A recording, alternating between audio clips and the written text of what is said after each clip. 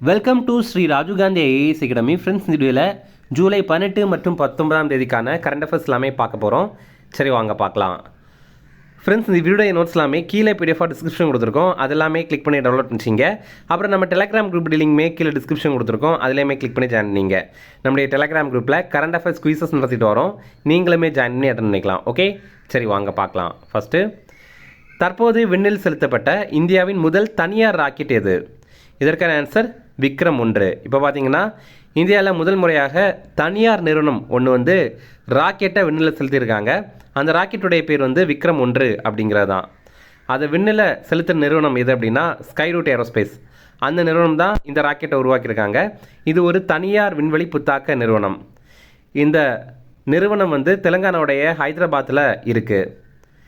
இப்போது இந்த மாதிரி தனியார் ஒருத்தங்க ராக்கெட்டை உருவாக்கி அதை விண்ணில் செலுத்தணும் அப்படின்னா இஸ்ரோவுடைய இன்ஸ்பேஸுடைய ஒப்புதல் வேணும்.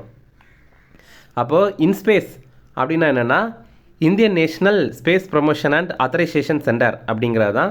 தமிழில் இந்திய தேசிய விண்வெளி ஊக்குவிப்பு மற்றும் அங்கீகார மையம் அப்படிங்கிறது தான். இப்போது இவங்க விக்ரம் 1 அப்படிங்கிற ராக்கெட் அனுப்பியிருக்காங்களே, இதற்கு முன்னோட்டமாக 2022ஆவது ஆண்டு விக்ரம் எஸ் அப்படிங்கிற சின்ன ஒரு ராக்கெட்டை வெற்றிகரமாக விண்ணில் செலுத்தி பார்த்துருந்தாங்க. அதுக்கடுத்து தான் இப்போ விக்ரம் 1 செலுத்தியிருக்காங்க. இப்போ இந்த விக்ரம் 1 சிறப்புகள் பார்த்திங்கன்னா, இது 24 மீட்டர் உயரம் கொண்டது, 350 கிலோ எடையை சுமந்து செல்கிற திறன் கொண்டது. சிறிய மற்றும் நடுத்தர செயற்கைக்கோள்களை புவியுடைய தாழ்வட்ட பாதையில் இது நிலைநிறுத்தும். இப்போ பார்த்திங்கன்னா 450 கிலோமீட்டர் தொலைவில் சிறிய மற்றும் நடுத்தர செயற்கைக்கோள்களை இது நிலை நிறுத்தியிருக்கு. இந்த ராக்கெட் முழுவதுமே இந்தியாவிலேயே தயாரிக்கப்பட்டது. அடுத்தது, 72வது தேசிய திரைப்பட விருதுகளில் சிறந்த தமிழ் படமாக தேர்வு செய்யப்பட்ட திரைப்படம் எது? இதற்கான ஆன்சர் ராயன். இப்போ பார்த்தீங்கன்னா 72வது தேசிய திரைப்பட விருதுகள் அறிவித்திருக்காங்க. இதில் சிறந்த தமிழ் படமாக தனுஷ் அவர்கள் இயக்கி நடித்த ராயன் திரைப்படம் தேர்வு செய்யப்பட்டிருக்கு. இதே மாதிரி பார்த்தீங்கன்னா தேசிய சமூக மற்றும் சுற்றுச்சூழல் விளிமியங்களை ஊக்குவிக்கும் சிறந்த திரைப்படமாக கேப்டன் மில்லர் அப்படிங்கிற திரைப்படம் தேர்வு செய்யப்பட்டிருக்கு. இதுவுமே தமிழ் படம் தான், தனுஷ் அவர்கள் நடித்த படம். அதே மாதிரி சிறந்த இயக்குனராக அமரன் படத்துடைய இயக்குனரான ராஜ்குமார் பெரியசாமி தேர்வு செய்யப்பட்டிருக்காரு. சிறந்த இந்திய திரைப்படமாக இந்தி திரைப்படமான ஆர்டிக்கிள் 370 தேர்வு செய்யப்பட்டிருக்கு. அப்புறம் சிறந்த இசையமைப்பாளரில் பின்னணி இசை பிரிவில் அமரன் திரைப்படத்தில் மியூசிக் டைரக்டராக இருந்த ஜிவி பிரகாஷ்குமார் தேர்வு செய்யப்பட்டிருக்காரு. அடுத்தது சிறந்த துணை நடிகையாக மகாராஜா திரைப்படத்தில் நடித்த சாச்சனா தேர்வு செய்யப்பட்டிருக்காங்க. சிறந்த சண்டை பயிற்சியாளராக மகாராஜா திரைப்படத்துடைய சண்டை பயிற்சியாளரான அனல் அரசு தேர்வு செய்யப்பட்டிருக்காரு. அப்புறம் சிறந்த ஒலி வடிவமைப்பு சவுண்ட் டிசைனில் பார்த்தீங்கன்னா ப்ளூ அப்படிங்கிற தமிழ் படம் அதோடைய ஒலி வடிவமைப்பாளரான ஹரிஹரசுதன் தேர்வு செய்யப்பட்டிருக்காரு. இந்த மாதிரி 72வது தேசிய திரைப்பட விருதுகள் தொடர்பான முழு வீடியோ நம்ம போட்டிருக்கோம், நம்ம சேனலில் இன்றைக்கி தான் போட்டிருக்கோம். அது நீங்கள் பார்க்கணும் அப்படின்னா இந்த வீடியோடைய டிஸ்கிரிப்ஷனில் அதோடைய லிங்க் கொடுத்துருக்கோம், அதை கிளிக் பண்ணி பாருங்கள். ஃப்ரெண்ட்ஸ், நம்ம ராஜீவ் காந்தி ஐஏஎஸ் அகாடமியில் இந்த ஆண்டு நடைபெற போகிற டிஎன்பிஎஸ்சி குரூப் 1 பிலிம்ஸ் எக்ஸாமுடைய டெஸ்ட் சீரிஸ் ஸ்டார்ட் பண்ணியிருக்கோம். ஸ்க்ரீனில் தெரிகிற நம்பருக்கு கால் பண்ணி பேசி நீங்கள் இதில் ஜாயின் பண்ணிக்கலாம். ஓகே, அடுத்தது பார்த்தீங்கன்னா இந்த ஆண்டு நடைபெற போகிற டிஎன்பிஎஸ்சி குரூப் 2 குரூப் 2 எக்ஸாமுக்கான பிலிம்ஸ் டெஸ்ட் பேட்ச் நம்ம இன்ஸ்டியூட்டில் ஸ்டார்ட் பண்ணுறோம். ரொம்ப குறைந்த கட்டணத்தில் இதை நம்ம நடத்துகிறோம். ஸ்க்ரீனில் தெரிகிற நம்பருக்கு கால் பண்ணி பேசி நீங்கள் இதில் ஜாயின் பண்ணிக்கலாம். அடுத்தது, நிதி ஆயோக் வெளியிட்ட முதலீட்டிற்கு உகந்த மாநிலங்கள் குறியீடு 2026 முதலிடம் பிடித்த மாநிலம் எது? இதற்கான ஆன்சர் குஜராத். இப்போ பார்த்தீங்கன்னா நிதி ஆயோக் இன்வெஸ்ட்மெண்ட் ஃப்ரெண்ட்லினஸ் இண்டெக்ஸ் 2026 அப்படிங்கிறத வெளியிட்டிருக்காங்க. அதாவது எந்தெந்த மாநிலங்கள் முதலீடு செய்கிறதுக்கு ரொம்ப உகந்த மாநிலமாக இருக்குது அப்படிங்கிறது தான் இந்த ரிப்போர்ட். இதில் முதலிடம் பெற்றது குஜராத் மாநிலம். குஜராத் 100க்கு 56.6 மதிப்பெண்கள் பெற்றிருக்காங்க. இரண்டாம் இடம் பெற்றது மகாராஷ்டிரா மாநிலம். மகாராஷ்டிரா 53.7 மதிப்பெண்கள் பெற்றிருக்காங்க. மூன்றாம் இடம் நம்ம தமிழ்நாடு பெற்றிருக்கோம், 53.3 பெற்றிருக்கோம். பொதுவாக நிதி ஆயோக் ஏதாவது ரிப்போர்ட் வெளியிட்றாங்க அப்படின்னா அதில் முதலிடம், இரண்டாம் இடம், மூன்றாம் இடம் இந்த மூன்றுமே நம்ம படிக்கணும். ஏன்னா எக்ஸாமில் அந்த மாதிரி தான் கேட்குறாங்க. இதில் மிக குறைந்த செயல்திறன் கொண்ட இடங்களாக லட்சத்தீவு, லடாக் மற்றும் அந்தமான் நிக்கோபார் தீவுகளை தேர்வு பண்ணியிருக்காங்க.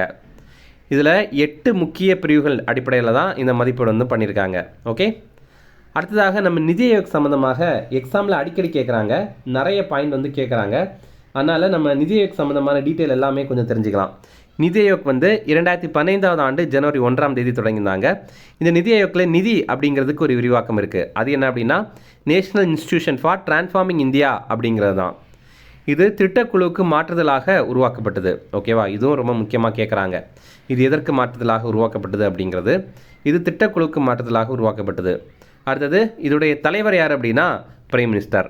அதாவது இதற்கு எக்ஸ் அஃபிஷியோ சேர்மேன் அப்படின்னு சொல்லுவாங்க. அதாவது தமிழில் பதவி வழியில் தலைவர் அப்படின்னு சொல்லுவாங்க. அப்படின்னா என்னென்னா யார் ஒருத்தங்க நம்ம இந்தியாவுடைய பிரதமராக இருக்காங்களோ அவங்க ஆட்டோமேட்டிக்கலாகவே இந்த நிதி ஆயோக் அமைப்புடைய தலைவர் ஆயிடுவாங்க. அடுத்தது துணைத் தலைவராக இப்போ இருக்கிறவர் அசோக் குமார் லஹிரி அப்படிங்கிறவர். அடுத்தது சிஇஓ தலைமை செயல் அதிகாரியாக இப்போ நிதி சிப்பர் அப்படிங்கிறவங்க இருக்காங்க. இந்த நிதி ஆயோக் அமைப்புடைய ஹெட் குவார்ட்டர்ஸ் வந்து டெல்லியில் தான் இருக்குது, புதுடெல்லியில் இருக்குது. அடுத்தது தேசிய சிறுபான்மையினர் ஆணையத்தின் புதிய தலைவராக நியமிக்கப்பட்டவர் யார்? இதற்கான ஆன்சர் ஹர்ஜித் சிங் கரேவால். இப்போ பார்த்தீங்கன்னா நேஷனல் கமிஷன் ஃபார் மைனாரிட்டிஸ் இதற்கு வந்து புதிய சீஃப் வந்து அப்பாயின்ட் பண்ணியிருக்காங்க. அவர் தான் ஹர்ஜித் சிங் கிரேவால் அப்படிங்கிறவர். இந்த அமைப்பு 1993ஆவது ஆண்டு உருவாக்கப்பட்டது. இது ஒரு சட்ட அமைப்பு. சட்ட அமைப்பு இங்கிலீஷில் ஸ்டாட்யூட்டரி பாடி அப்படின்னா என்னென்னா சட்டம் இயற்றி கொண்டு வரப்பட்ட அமைப்பு அப்படிங்கிறது தான். என்ன சட்டம் இயற்றியிருந்தாங்க அப்படின்னா தேசிய சிறுபான்மையினர் ஆணைய சட்டம் 1992 அதன் அடிப்படையில் தான் இந்த ஒரு அமைப்பை வந்து உருவாக்கியிருக்காங்க. இதோடைய தலைமையகம் புதுடெல்லியில் இருக்குது. மத்திய சிறுபான்மையினர் நலத்துறை அமைச்சர் யார் அப்படின்னா கிரண் ரிஜிஜு அப்படிங்கிறவர் தான்.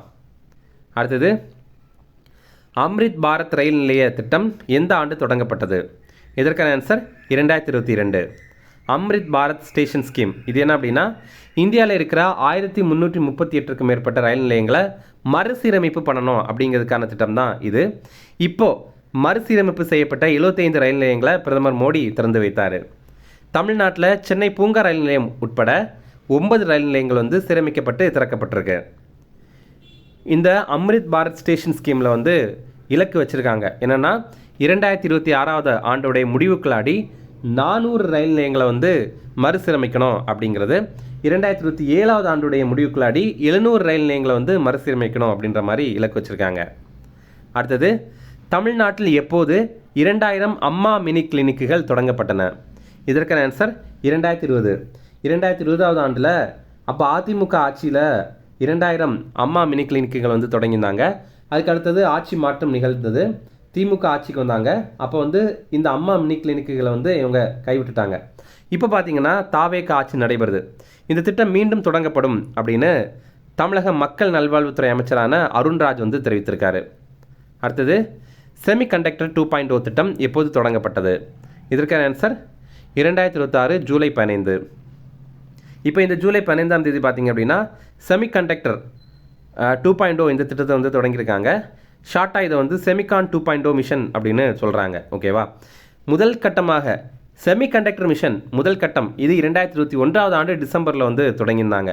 இது என்ன அப்படின்னா நம்ம இந்தியாவில் வந்து செமிகண்டக்டர் உற்பத்தியை வந்து அதிகப்படுத்தணும் அப்படிங்கிறது தான். இந்த சிப்பு இதெல்லாம் இருக்குல்ல அதோடைய உற்பத்தியை அதிகப்படுத்தணும் அப்படிங்கிறதுக்காக அப்போது தொடங்கியிருந்தாங்க. இப்போ பார்த்தீங்கன்னா 2வது கட்டம் செமிகண்டக்டர் திட்டம் 2.0 இது வந்து ஜூலை 15ஆம் தேதி மத்திய அரசு அதிகாரப்பூர்வ ஒப்புதல் வந்து வழங்கியிருக்காங்க. இப்போது மத்திய அமைச்சரவை இந்த திட்டத்திற்கு வந்து ரூபாய் 1.27 லட்சம் கோடி வந்து ஒதுக்கிட்டு ஒப்புதல் கொடுத்துருக்காங்க. இதே மாதிரி மொபைல் ஃபோன் உற்பத்தி செய்கிற திட்டத்திற்கு வந்து ரூபாய் 62,500 கோடி வந்து ஒப்புதல் கொடுத்துருக்காங்க மத்திய அமைச்சரவை. அடுத்தது ஆப்ரேஷன் சதன் ரெடினஸ் 26-2 அப்படிங்கிற ஒரு பயிற்சி. இது ஒரு கடல்சார் பாதுகாப்பு பயிற்சி. இது ஒரு பன்னாட்டு பயிற்சி. அதாவது நிறைய நாடுகள் இதில் பங்கேற்கிறாங்க. இதை இந்தியா தான் நடத்துகிறோம். இந்த பயிற்சியில் ஆஸ்திரேலியா, கனடா, ஜப்பான் உள்ளிட்ட நாடுகள் இதில் பங்கேற்கிறாங்க. இது எங்கே நடைபெறுது அப்படின்னா கேரளா மாநிலத்தில் கொச்சியில் இருக்கிற தெற்கு கடற்படை தளத்தில் தான் நடைபெறுது. அடுத்த முக்கிய தினங்கள் பார்க்கலாம். தமிழ்நாடு தினம் இது ஜூலை 18ஆம் தேதி.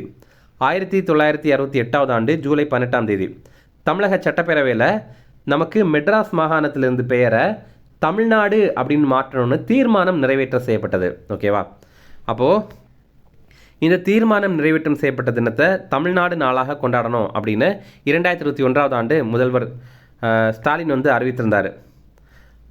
ஆனால் இது தீர்மானம் நிறைவேற்றம் செய்யப்பட்ட தினம்தான். ஆனால் எப்போ பெயர் வந்து மாற்றப்பட்டது அப்படின்னா 1969 ஜனவரி 14ஆம் தேதி தான் மாற்றப்பட்டது. அது நம்ம தெளிவாக தெரிஞ்சுக்கணும். இதில் இன்னொரு விஷயம் என்ன அப்படின்னா, இதற்கு முன்னாடி அதாவது மு.க. ஸ்டாலின் அவர்கள் ஆட்சி பண்ணிட்டு இருக்கிறதுக்கு முன்னாடி எடப்பாடி பழனிசாமி அவர்கள் என்ன பண்ணாருன்னா, நவம்பர் 1ஆம் தேதியை தமிழ்நாடு தினமாக அறிவித்திருந்தார். அது எதனால் அப்படின்னா 1956ஆவது ஆண்டு நவம்பர் 1ஆம் தேதி மெட்ராஸ் மாகாணத்திலிருந்து தமிழ்நாடு வந்து உருவாக்கப்பட்டது. அதனால் தமிழ்நாடு உருவாக்க தினத்தை வந்து தமிழ்நாடு தினமாக கடைபிடிக்கணும் அப்படின்ற மாதிரி அவர் தெரிவித்திருந்தார். அதற்கு மாற்றாக மு.க. ஸ்டாலின் வந்து இதை தெரிவித்திருந்தார். இப்போ பார்த்தீங்கன்னா தாவேக அரசு என்ன தெரிவிக்கிறாங்க அப்படின்னா, முதல்வர் விஜய் என்ன தெரிவிக்கிறாருன்னா, இந்த நவம்பர் 1ஆம் தேதியையும் ஜூலை 18ஆம் தேதி இந்த 2 தினங்களையும் நம்ம கொண்டாடலாம் அப்படின்னு முதல்வர் விஜய் வந்து தெரிவித்திருக்காரு. அடுத்தது நெல்சன் மண்டேலா தினம். இது ஜூலை 18ஆம் தேதி. இது நெல்சன் மண்டேலாவுடைய பிறந்த தினம். நெல்சன் மண்டேலா வந்து 1918 ஜூலை 18ஆம் தேதி பிறந்தார். இந்த ஆண்டுக்கான கருப்பொருள் வறுமை மற்றும் சமத்துவமின்மையை எதிர்த்து போராடுவது இன்னும் நம் கைகளில் தான் உள்ளது அப்படிங்கிறது. ஆக்சுவலி போன ஆண்டும் இதே தான் தீமா கொடுத்துருந்தாங்க. இப்போவும் இவங்க இதே தான் தீமா கொடுத்துருக்காங்க. ஐநா சபை இந்த தினத்தை 2009ஆவது ஆண்டு அறிவித்திருந்தாங்க. இந்த ரிவிஷன் பார்க்கலாம். தற்போது விண்ணில் செலுத்தப்பட்ட இந்தியாவின் முதல் தனியார் ராக்கெட் எது? இதற்கான ஆன்சர் விக்ரம் 1. அடுத்தது 72வது தேசிய திரைப்பட விருதுகளில் சிறந்த தமிழ் படமாக தேர்வு செய்யப்பட்ட திரைப்படம் எது? இதற்கான ஆன்சர் ராயன். அடுத்தது நிதி ஆயோக் வெளியிட்ட முதலீட்டிற்கு உகந்த மாநிலங்கள் குறியீடு 2026 முதலிடம் பிடித்த மாநிலம் எது? இதற்கான ஆன்சர் குஜராத். அடுத்தது தேசிய சிறுபான்மையினர் ஆணையத்தின் புதிய தலைவராக நியமிக்கப்பட்டவர் யார்? இதற்கான ஆன்சர் ஹர்ஜித் சிங் கிரேவால். அடுத்தது அம்ரித் பாரத் ரயில் நிலைய திட்டம் எந்த ஆண்டு தொடங்கப்பட்டது? இதற்கான ஆன்சர் 2022. அடுத்தது தமிழ்நாட்டில் எப்போது 2000 அம்மா மினி கிளினிக்குகள் தொடங்கப்பட்டன? இதற்கான ஆன்சர் 2020. அடுத்தது செமிகண்டக்டர் 2.0 திட்டம் எப்போது தொடங்கப்பட்டது? இதற்கான ஆன்சர் ஜூலை 15, 2026. அடுத்து பார்த்தீங்கன்னா நம்ம போன வீடியோவில் ஒரு ப்ரீவியஸ் இயர் கேள்வி கேட்டிருந்தோம். அதற்கான ஆன்சர் பார்க்கலாம். பின் வருபவர்களில் முகலாயர்களின் காலத்தில் நடந்த வரலாற்று நிகழ்வுகளை எழுதிய ஒரே பெண் வரலாற்று ஆசிரியர் யார் அப்படிங்கிறதான் கேள்வி. ஆன்சர் வந்து ஆப்ஷன் ஏ குல்பதன் பேகம் அப்படிங்கிறது தான். இது வந்து கரெக்டாக நிறைய பேர் ஆன்சர் பண்ணியிருந்தீங்க. எல்லாருக்குமே வாழ்த்துக்கள். இன்றைக்கான கேள்வி இதுவுமே ப்ரீவியஸ் இயர் கேள்வி தான். அரசியலமைப்பை உருவாக்கியவர்கள் அரசின் கடமைகளாக அரசியலமைப்பில் இந்த வடிவத்தை சேர்த்தனர் அப்படிங்கிறது தான். இது மக்களுடைய கடமை கிடையாது, அரசின் கடமை என்ன அப்படிங்கிற மாதிரி சேர்த்துருக்காங்க. அது என்ன அப்படிங்கிறது ஆப்ஷன்ஸ் இருக்குது. ஆப்ஷன் ஏ அடிப்படை கடமைகள் அதுவா? ஆப்ஷன் பி அடிப்படை உரிமைகள் அதுவா? ஆப்ஷன் சி வந்து அரசின் வழிகாட்டும் நெறிமுறைகள் அதுவா? ஆப்ஷன் டி வந்து குடிமக்களுக்கான உரிமைகள் அதுவா? அப்படிங்கிற நீங்கள் வந்து கமெண்ட்ஸில் சொல்லுங்கள். நீங்கள் கமெண்ட்ஸில் வந்து நீங்கள் கெஸ் பண்ணுறதை கூட ஆன்சர் பண்ணலாம். அப்படி நீங்கள் ஆன்சர் பண்ணிங்கன்னா நம்ம அடுத்த வீடியோவில் கரெக்டான ஆன்சர் சொல்லும்போது நீங்கள் கெஸ் பண்ணது கரெக்டாக அப்படிங்கிற மாதிரி நீங்கள் பார்க்கும்போதே நீங்கள் வந்து அதில் கொஞ்சம் கவனமாக படிப்பீங்க. அதனால கண்டிப்பாக எல்லாருமே ஆன்சர் பண்ணுங்கள். ஓகே, அவ்வளோதான் ஃப்ரெண்ட்ஸ். இந்த வீடியோ பிடிச்சினா கண்டிப்பாக லைக் பண்ணுங்கள். நம்மளுடைய சேனலை சப்ஸ்கிரைப் பண்ணி வச்சிங்க. உங்கள் நண்பர்களுக்குமே ஷேர் பண்ணுங்கள். கண்டிப்பாக இது அவங்களுக்கும் மேலே தான் இருக்கும். Okay, thank you.